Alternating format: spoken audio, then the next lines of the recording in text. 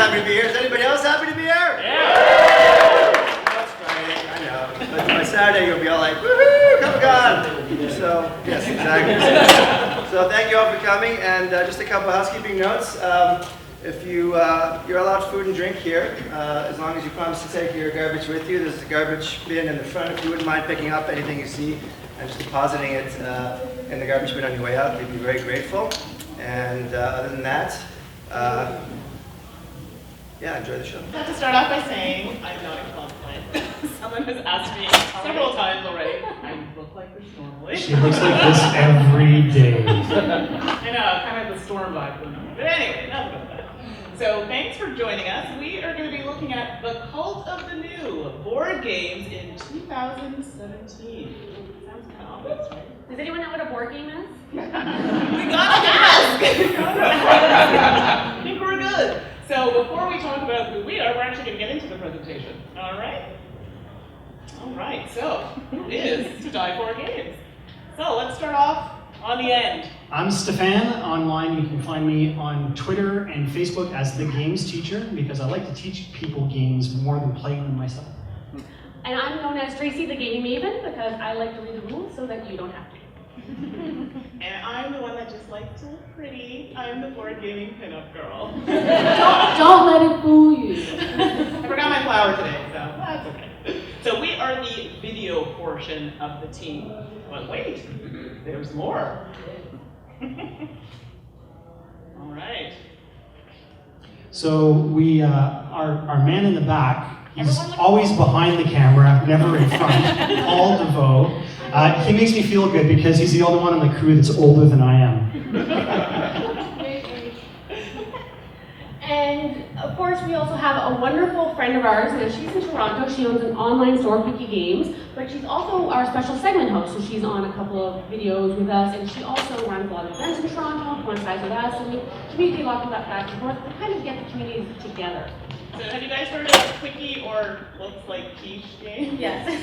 It looks like the word quiche. It has a pie like a quiche, but it's called Quickie. So, and that's Paul.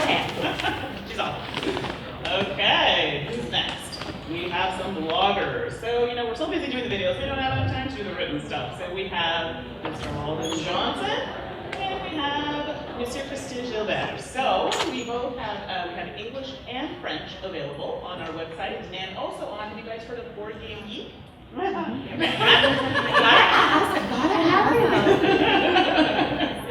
this is where you'll find the review and blog posts. And finally, the Twitch channel. We have two Twitch channels which we do live games on. Stephane and Tracy. So we do ours on Wednesday nights on the Twitch stream called The Games Teacher. His channel. At 8 p.m. every Wednesday. And I have it on Monday that I do with Mr. Michael Cornell. Amazing. Honestly, he keeps me on track, he gets us all set up, so this is the guy. So I don't know if you guys have played Too Many Bones. Anybody know that game? It's fairly. It is a crazy game. Anyway, kudos to him because it was a 4-hour stream. Couldn't have done it without him. So, important people in our team. So, we're going to talk about topics of discussion. Board games, old versus new. It's not just Monopoly anymore.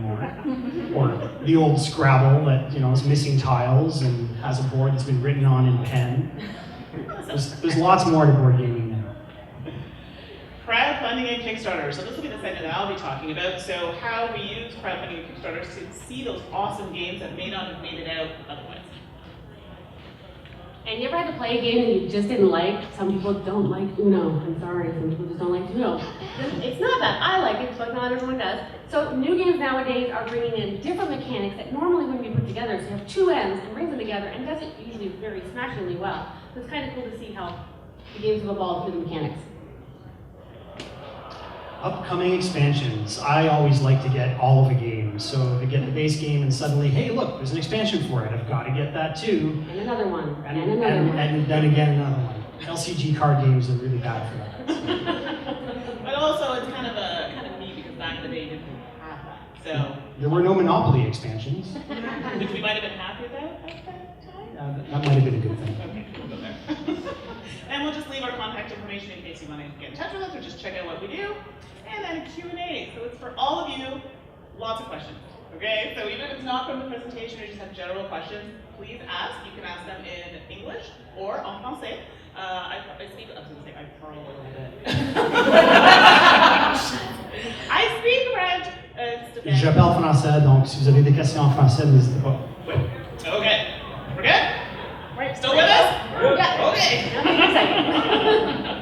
All right, so how is board gaming still relevant? Old versus new.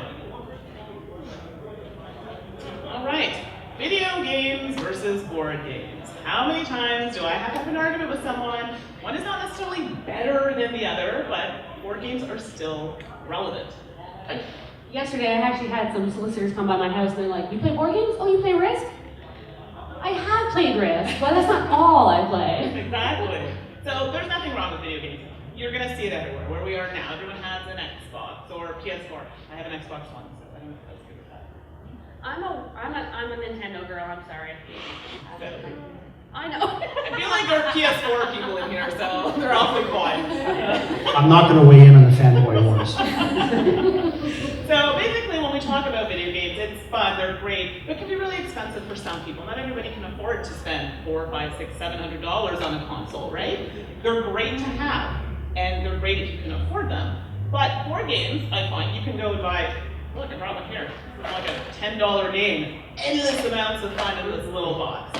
And it doesn't cost very much to do it. So something that I know people, we compare pricing and things like that. Not everybody's in the frame of mind or economically stable enough to buy video games. And the thing about board games versus video games, the video games do have a social aspect. A lot of them now are online, so you can play with many, many people. But it's missing that social interaction that extroverts like me really like to talk to people. I like to get out there and socialize with people. And it's easier over a board game than just randomly saying, "Hi, stranger, you just want to sit down and have coffee with me?" A board game is a great middle ground for everyone to do that. Plus, when you meet face to face, you actually know who you're gaming with. Online, you really can't say. That's true. But I like the whole fact that it brings people together. So I get a little angry when I play online, so I just don't. Versus in person, a lot nicer, so it works out. So I have no problems talking about this. So I suffer from ADHD and a little bit of anxiety. So I know that's something I talk about a lot. I do a lot of work with that. So board games are actually really great for people like me who sometimes will need certain types of functionality in games to kind of get over certain things. Being in good groups is really great. So board games are a good way to do that. So old board games versus new or modern board games. So do you guys know the difference? Anyone? Bueller? I take a risk. Okay. And my understanding. Risk? That's an old one. Well,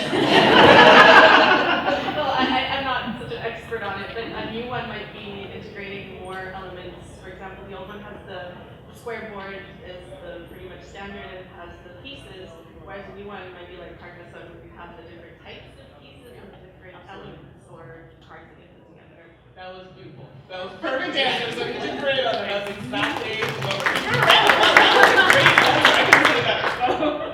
So that is one portion of what we're talking about. I mean, who used to play? Yes, I played Frustration and Trouble and, Catchphrase, which I still do. But those kinds of games were very straightforward and very simple. Modern board games, and actually you want to touch on this a little bit. So the thing about modern board games is you can, like I said, size doesn't matter. You can have little games that are really fun and compact and strategic, and you have big games that are still very light. And it does have that variety. I find a lot of games now can have different depths of strategy and can incorporate different people into it. So somebody who likes this style of game, who likes the whole how things change with a modular board, but people like dice. So you can bring both those together nowadays. It wasn't so much back in the day. I find there's much more variety of how things can go together. And the newer games are incorporating really high quality components. They're engaging artists to produce, card art or board game art. And they look really, really great. And it's all about the components. Yeah. So there's a video where Tracy is very excited about her components. You will have to watch it to understand. I know you've seen it. I get a little bit silly. Okay, so now we're going to talk about crowdfunding. What can we do to support new ideas in gaming? So who has actually done Indiegogo or Kickstarter? Okay, so there's a few of you. Okay, so that's good. So you'll know a little bit about what I'm talking about. For those who don't, we're trying to tie it in to explain maybe why some of those games have chosen to go with Kickstarter. So let's start with the definition. adventure by raising money from a large number of people who each contribute a relatively small amount, typically via the internet. I wouldn't necessarily say small. I have made some very large purchases on Kickstarter, upward of 300 plus. And there are some games that have earned quite a few dollars funding on Kickstarter. So. Yeah, especially those miniatures. Okay, moving on. So, first I'm going to talk about the game One Deck Dungeons. No, I'm so excited that you're excited. Like, are you guys excited? I love this. Ah! I love this game. So you'll know. So this is I think it's the original picture that I have up here. So the reason why I have One Deck Dungeon here, so this is an adventure card game. You get to build your character. Big thing about this game, if you look at the cover, it's kind of small. It's all women. And there are women of color as well. I know. I was like, OMG, that's awesome. So, fact, did you know that there are more pigs and sheep on the cover of board games than there are women and people of color? Yeah, I know. Same thing. That is a very sad statistic. It's a little sad. Well, no, but it's just like, oh, okay. So games like this, there was actually controversy with this. There were some people who didn't like it. They said, well, wait now, you're taking out all the men. I'm sorry, but you can go on the shelf and find a ton of other games with men if that's really what you want. So this was great that he decided to take it to Kickstarter. He figured, this is how I'm going to try and get it funded, and we'll let the people talk and see if that's what they want. And guess what? This did so well, amazingly well. My friend Carol, so one of our hosts, she has an online store. She doesn't even have it in stock. They cannot keep it in stock for the distribution centers. So, poop on that, that did great, right? So, great menu on Kickstarter. So this is the original. There is an expansion, which I believe just funded or is or is closing. It's somewhere in that area. It funded within like 30 minutes or something. It was crazy. So it's a standalone expansion that funded. So perfect example of how people give you a hard time. Guess what? He did his own way, went through Kickstarter, and funded it. And the expansion still doesn't have any guys in it. It's still all women. Still women. Have you heard about the expansion? I think I saw it and I think I missed it. Yeah, I think it just finished. So I'm sure it'll be one of those retail games. It'll be coming out retail. exactly. Yeah, this one will be available in retail, but they do decide to go through the Kickstarter route. Next is Card City XL. So this is a tile-laying card management game. So this game is actually not new. This version is new, but they actually have one in existence. This is a tough game. They decided to make it even more difficult. Oh my goodness. So in this game, you're the mayor, you're trying to build and develop your city, and they have varying levels of difficulty of how you're placing your cards, where you're placing those cards, and how to gain points and money and so forth. The reason why this is on the list here, this is a very small company, so it's AV Studio Games. I've also backed another game from them called Tramways. It has a very odd auction mechanic, but that's what I like about these types of games. They're a small company, generally can't afford to do huge numbers for games. This is a great way to get games like this funded, which are amazing. So these tend to fund really well because people know they're well-made games quality. They don't have to break the bank to do it. This is why Kickstarter is a great forum for games like this. I find that's actually very true because there is one company, I don't know if anyone knows Stonemaier Games, Viticulture, Euphoria site. They're actually a company that started because of Kickstarter. They managed to get their first few games off the ground through Kickstarter, and now they're just their own company. So Kickstarter not just only allows the games themselves, but allows designers and publishers to actually become an entity that actually really becomes very successful. So that's what I love about it too. All right, and the final choice. So pretty. Brass. Sometimes you can like a game just because Did it's you back pretty. it? It's so good. Brass Okay. is number 27 on the Board Game Geek top games of all time. Oh my gosh, amazing. So it's an economic strategy game, so yes, I do like my heavy games. This is not a new game, they did have an original. This launched with an expansion. The reason why this is here, this is a Canadian company. We're really big on supporting Canadian. It's really hard these days on Kickstarter. A lot of Canadian companies will change it to US dollars, which makes it really difficult for us to support. It's very expensive. They stay true to Canadian dollars, and they gave a discount. They sold both games, I think, for around $135 or so. $135. Around that With price shipping. point. With shipping, so shipping was free. Yeah. So these kinds of campaigns are what draw people and say, wow, beautiful game, beautiful art. They didn't have to do that. They could have made that skyrocket high, but in US dollars, the people probably still would have backed it. So this is a case of someone who is respecting the buyer, giving people an opportunity, and this is the deluxe versions, which I don't believe are going to be available at retail. That's a good question. Carol actually confirmed that. So yeah, so they will not be available at retail. Deluxe are only at the Kickstarter level. So these are just some examples of how Kickstarter can be really helpful in good ways. There are bad stories, but we're not going to talk about those. Good stuff that happens on Kickstarter. So you just want to keep an eye out for those sorts of things. All right, handing over to Tracy. So meshing mechanics is just kind of a term I kind of came up with because, so most of the games you grew up with had one mechanic. It was a card game, or it was a word game, or it was an economic game like Monopoly, and you have Uno and Scrabble. These games had one main thing going for them. So if you didn't like it, and you were sitting around the table at family weekly game night, you're like, I don't like this style of game. I do better with this style of game. Not even do better, you just enjoy it more. So the thing about games nowadays, especially since the 90s with Catan and Carcassonne coming in, even with those games, it was still pretty streamlined. You had your worker placement resource management, your tiling game. Now you have things with, you have all sorts of things going together. You incorporate two different brain mechanics that normally wouldn't do well together, and they do smashingly well. And you think, I normally wouldn't pay a game with a war gamer, but this game has war game and it's got dice rolling. So hey, we won't like it. It's great. Different strategies to win. The nice thing about newer board games is you don't just have like, if everyone's doing the same thing, then I often find there's like a runaway leader, and then everyone's kind of sitting there going, okay, is it done yet? Is it done yet? Are we done yet? Everyone has a chance to win most of the new modern board games. And a variety of players can be incorporated into it. So just because I like the whole rock, paper, lizard, Spock thing, I kind of did my own version with board games. So, and sometimes these are actually, I've seen some games where you see the list, it's actually doing 3 or 4 mechanics and doing them very well. So it doesn't have to lose quality to have different things to bring a lot of people to want to play the game. So I kind of thought about this because there's a lot of games that do this, a lot of games that bring different things together, but some that really stood out to me. One is Role Player. Has anyone heard about Role Player? It's good. The reason why you may not have heard about it is because it had such a small print run the first time. It actually print run late last year, but it's coming again this year, so definitely support it when it comes out. May 23rd, it's on my calendar. Oh, you know, she even knows. Look at that. She's not at all. I just had to ask her, when's it coming out? All good. So this game is interesting. Did anyone here play D&D or any of those kind of character creation? There we go. This is the game for you, my friends, I swear. So what it does is it's a board game. You have a traditional kind of, you have your board, and each person has a character. You'll be like an insane elven barbarian. So you'll have these different characters.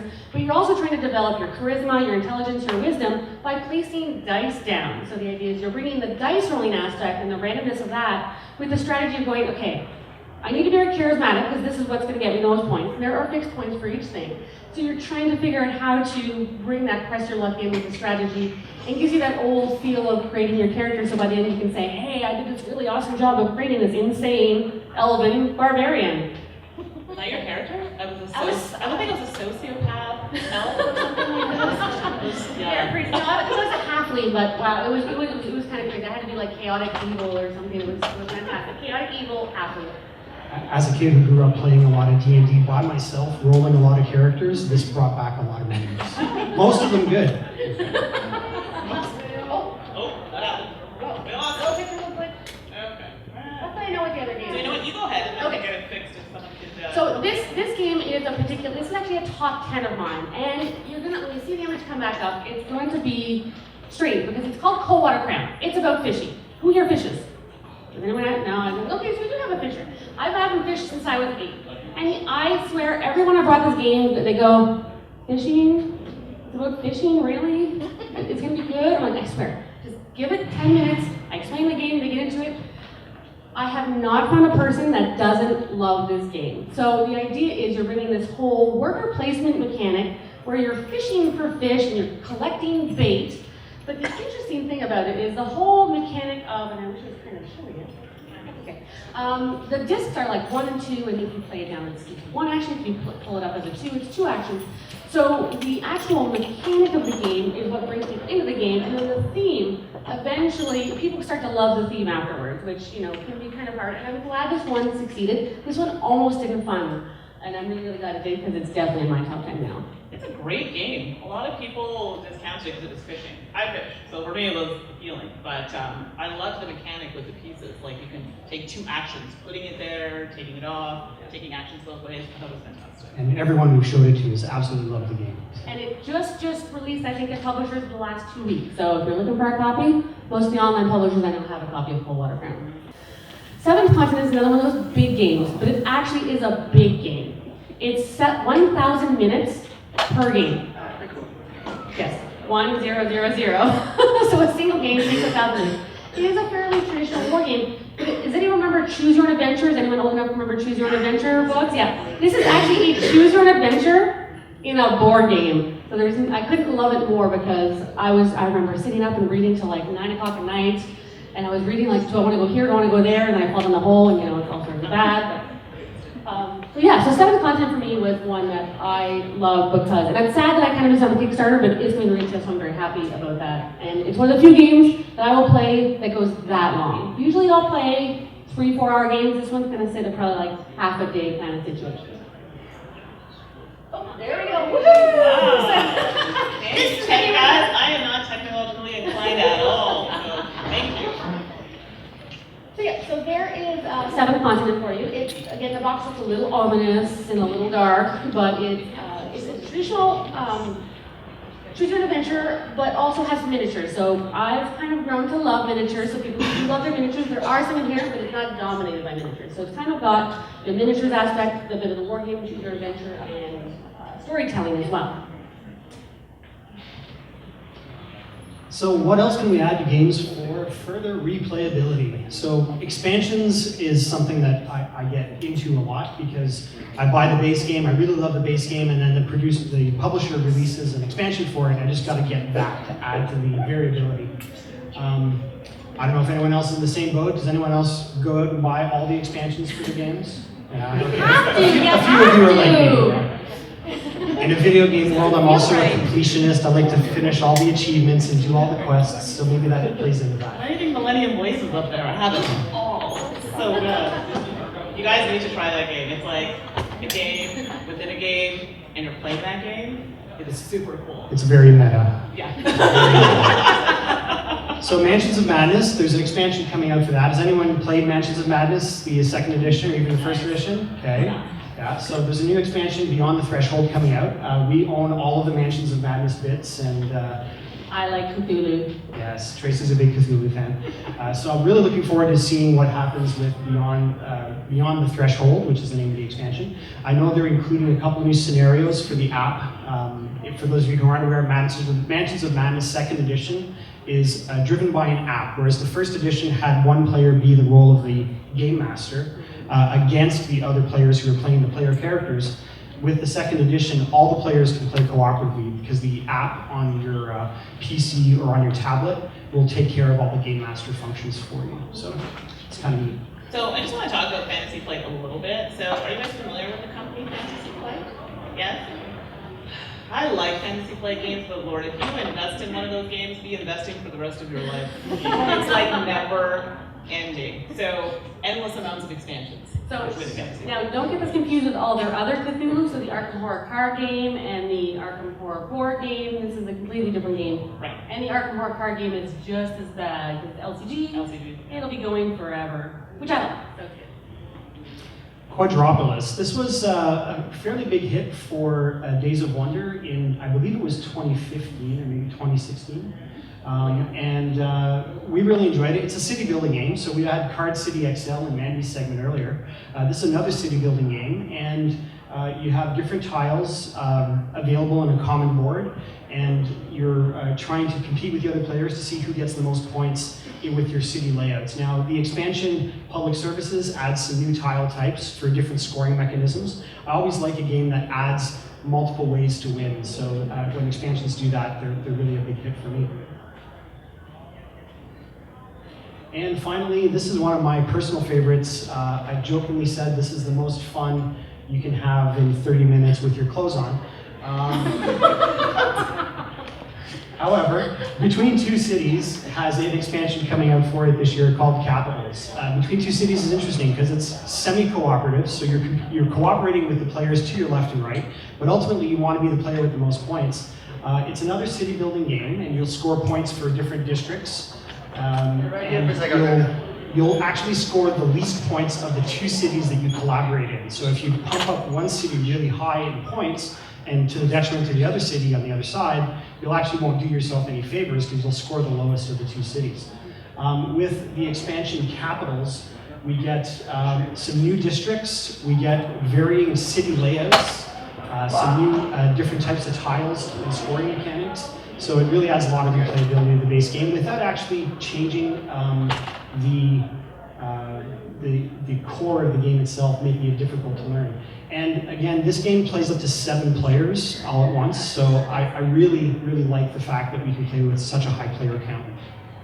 Games are becoming more common. That's another thing I want to mention. The newest games, almost every game, not almost every game, again, a large portion of games coming out nowadays have that 5th player. So who knows 5 Tribes? Well, a few people, okay. So 5 Tribes is a game that only plays 4 players. Wait, the new expansion Are you kidding me? is going to make it 5. Oh, they listened, and yes, that's good. 5 tribes will be 5 players now. There are two expansions of this game. We thought, oh, they're going to bring the 5th player. No, just a new tribe, and that's great. It made them good, but it was one of the games. So most of the games that you see have 5 players. So sometimes you just have more than 4, and they're making games with more players now. And still good games, not games that are going to lose quality because of more players. So this is a game, don't judge it by the way it looks. The first time I saw it, I went, ugh, because I'm sorry, I'm really big on color and how a game looks, and I thought, ugh, it did not look appealing whatsoever.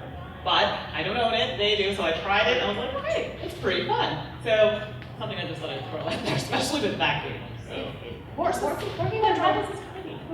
games are very popular for, don't judge a book by its cover. There's so many games where I've gone, oh, this doesn't look fun, or this looks really fun, and I've either been elated or disappointed equally. Mansion Madness is more my life, more horror themed. I love it.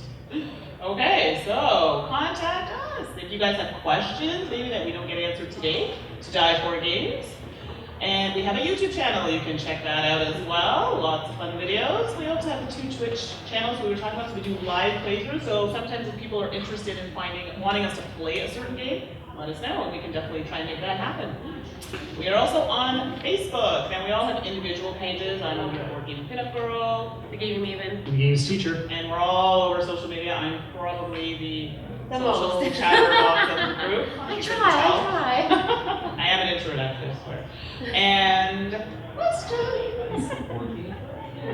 Oh, all right. So, are you guys familiar with the Dice Tower? So we are contributors to the Dice Tower. I don't know why I feel weird about telling People people who that. know us from the Dice Tower are often surprised that we're in Ottawa. Yes. They think we're in the States because the Dice Tower network is mostly US based. But the Dice Tower does invite content creators from around the world to contribute to their network. So thanks to the Dice Tower for giving us that extra boost. They've been good to me. So if you guys watched the Gamma coverage, I was with the Dice Tower in Las Vegas. So we'll be back next year. All right, so question time. I hope you guys have questions. I hope you guys have questions. Please. Come on up, we're gonna have Here, I you. gotta put my hair to the floor. I'm gonna break it. Now the tech people are probably gonna kill me and say, don't put that there.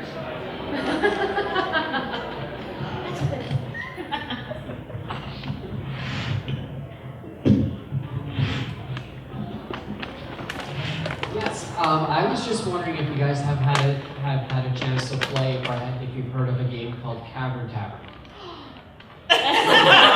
Funny you should ask. So we are actually sent an early prototype of the game. Well, I say early. It actually looked pretty complete. It looked like it was production ready when we got it. But we got it 6 or 8 months before the Kickstarter came out.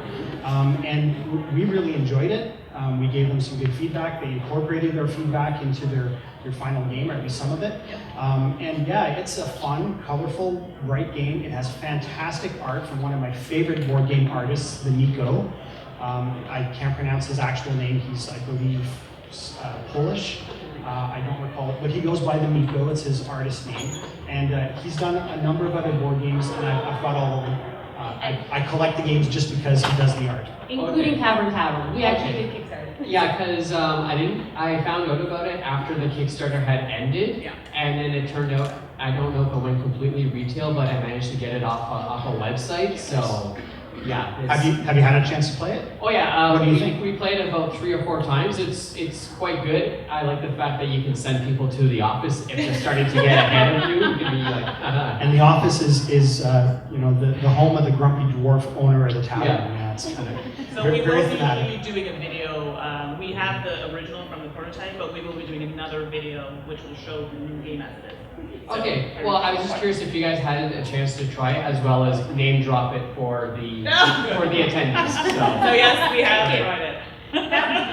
Tavern is a game I definitely highly recommend. It will probably won't be leaving our collection ever. And just quickly, if you liked Tavern, the same publishing company has released another game. It's Rise to Nobility. Rise to Nobility. So look for that one as well. I actually saw or heard of Tavern because on Facebook they have those little sponsored pages that appear. So yeah. They were doing some heavy. Can you guys hear me? Okay. So they were doing some heavy advertising to begin with. So we needed with their new one. So yeah, you'll see it everywhere. Yeah. Alrighty, thank you. Oh, thank you. Please say that's not the only question. Oh my goodness. Okay. We don't want to line up. We're good. So you touched on it a little. Sorry, nice. You touched on it a little earlier, but how do someone like myself go about avoiding finding those games that initially look good because of art style or because the idea of the game mechanic sounds good, and then you open the game, it's not great? So that was actually one of the reasons To Die For Games YouTube channel was kind of created. There's a lot of people who do that. They do playthroughs, they do overviews. We do mostly overviews and reviews. So you get a taste of the game, enough of the game to know if you're going to like it or not. And then we let you know what we think of it as well, because some people do only one or the other. And we like doing that because that will kind of get you to see the game. You'll kind of know what some people think of the game. Are you okay there? And that will allow you to decide the game. And I also find if you go to a lot of pub nights, usually you can find, especially Ottawa. Ottawa has a plethora of pub nights. We don't have as many board game cafes. We have a lot of game nights, and that's a great place to try out games you wouldn't normally get to try out. Because someone there probably has a game that you think, do I want it? They probably have it. More than likely. We know people with a lot of games. Different types of people. I am probably the worst person to talk to buying a game. I will look at the game, the art, it looks good. Now I want to see the next game.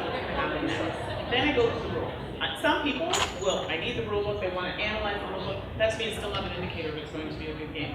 Generally, you'll get to know what type of games you like. And I am really good on Kickstarter. I think I've had only one Kickstarter that I've backed up.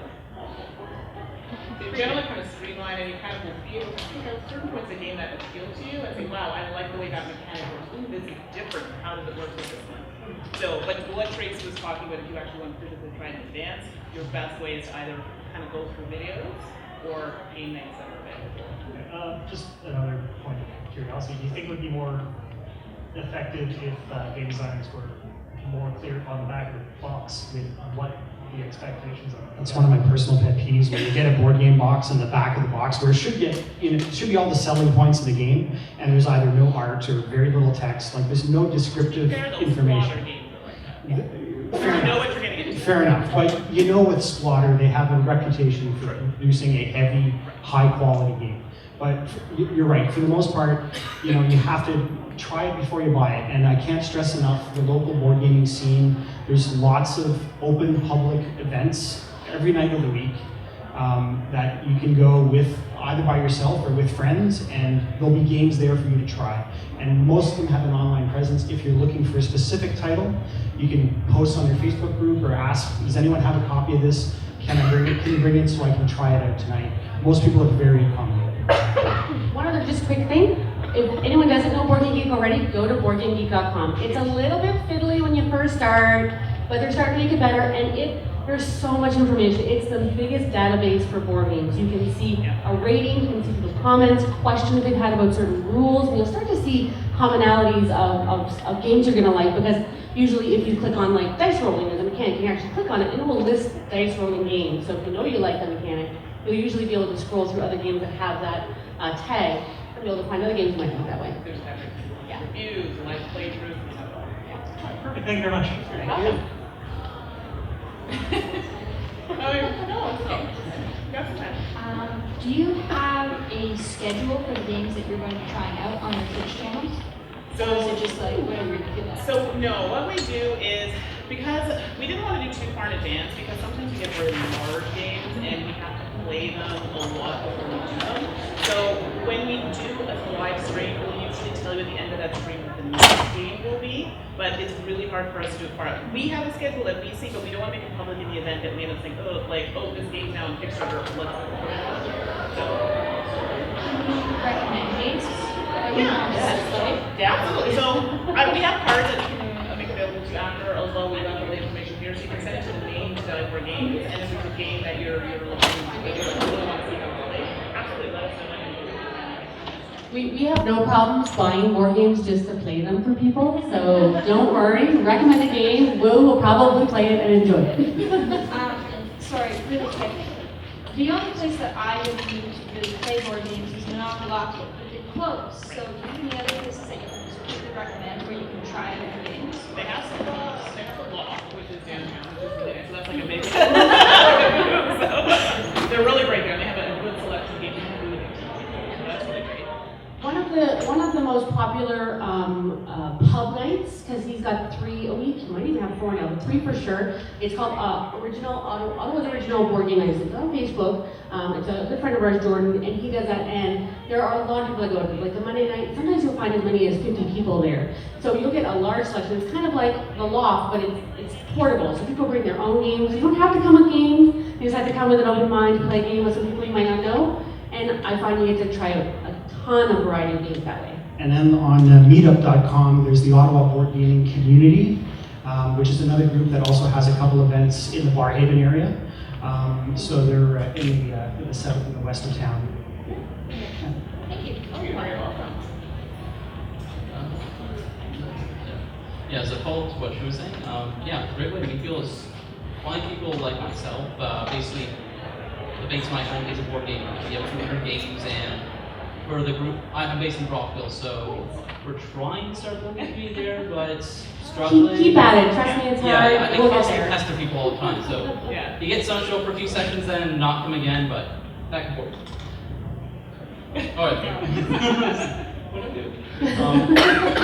Yeah, but speaking of games which were a complete misconception from box art, what was that Godzilla game that came out?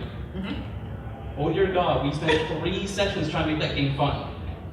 So, yeah, there are personally going to be games that just, they get so hyped up and they kind of fall flat. It's not either the game's fault necessarily or the player's fault. It's kind of weird. You're thinking it's something. One perfect example for me is Iberian Rails.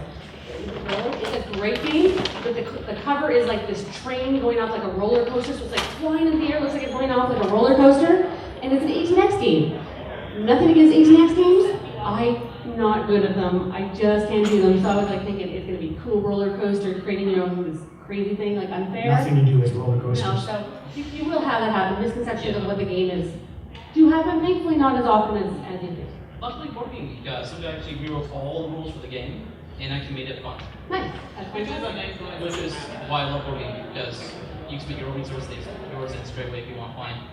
And the board game community is great for that. They're used, especially on like we created a clear base for Mansions of Madness miniatures, and someone's like, "Oh, can you make those first?" Well, I'm not gonna make the prints. I had to go to the library and print them off on their laser cutter. But we shared the file, like Stephane made it. We just shared it, and a lot of people are like that on board gaming. They will share stuff with people just so that the board game community can continue to thrive and build. So it's great that way. If you ever have questions about rules, a really good person to contact is Paul Rowan. Probably see him.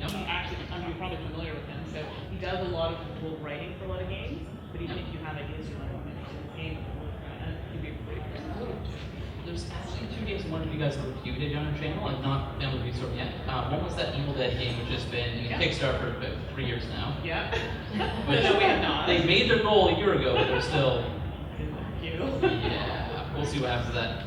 So, were you sent any test games yet, or any? Not for that one yet. Yeah. Yeah, not yet. We've had a few that are coming. Sometimes they wait until after, and then they'll send it to us after it's funded or completed. But no, we haven't received that yet. And have you played Llamas with Patsy? No, but I like llamas. So she's got a llama game, so this might be right up her alley. Yeah. Well, it's based off that YouTube one, Llamas That, where the llamas eating people's hands. So, it is quite you got a copy. And definitely, if you want a drinking one, it's good for those guys. Okay, I'll have to let my friend know because she's welcome. That's it. Oh, Thank sorry. you for your question.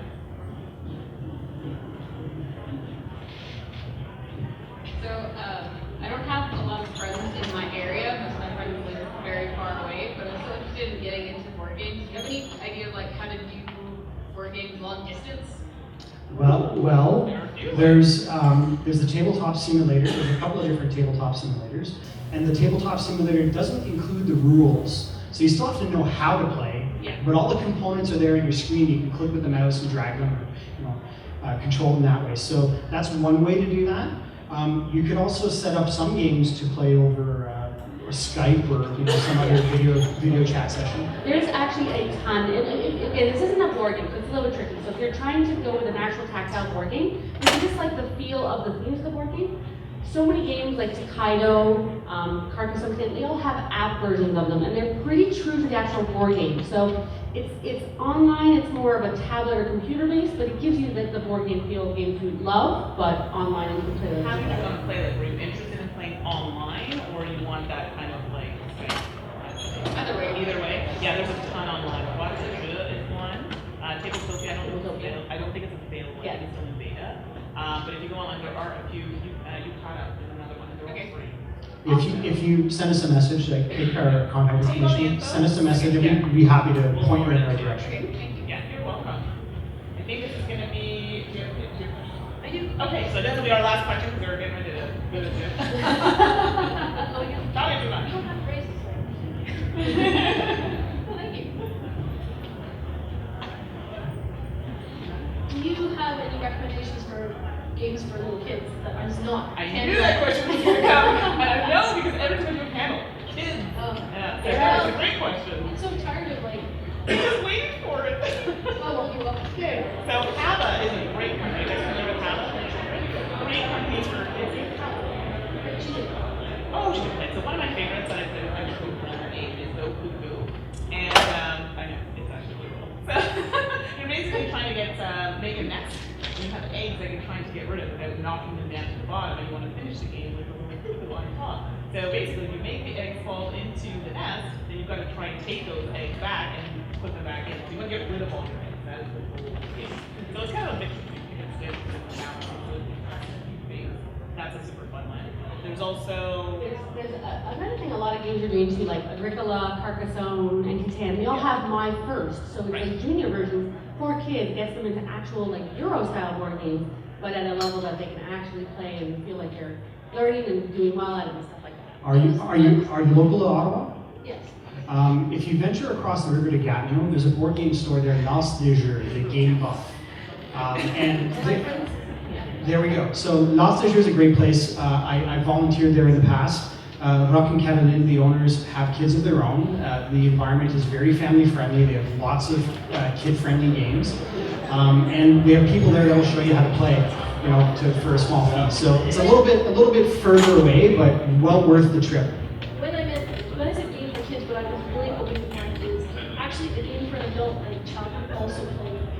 So, if they know, and play as adults. It sounds really simple. It's a dexterity type game, but if you're looking for that type of game, that would be more into what you're talking about, like My First type game. Yeah.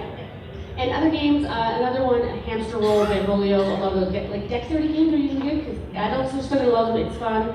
It's not super simple, but kids are going to love them too because it kind of gets them tactile and gets them playing. So those are really great. But Hava is probably one of the best. I still love Rhino Hero. You're literally got a little Rhino superhero and you're painting them up on these cards. I know what you mean. You want maybe something with a bit of strategy and whatnot. Yeah. Yeah. So I play with my early when we play some type of game. Like he likes a lot of the text building games, as long as there's not too much text for him to kind of read and interpret. You can probably get away with those. So what I would suggest, send us an email, and we can even provide you with like a link for things that you can check out. Definitely.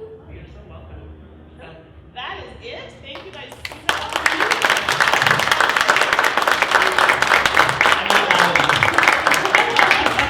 So thanks again, and again, this is all the contact information. If you have any questions we didn't cover, please send us an email. Twitch, we're willing to play fun games. Dungeon is open 4 more days. 4 more days, you get it in one dungeon. Okay, thanks again, everyone.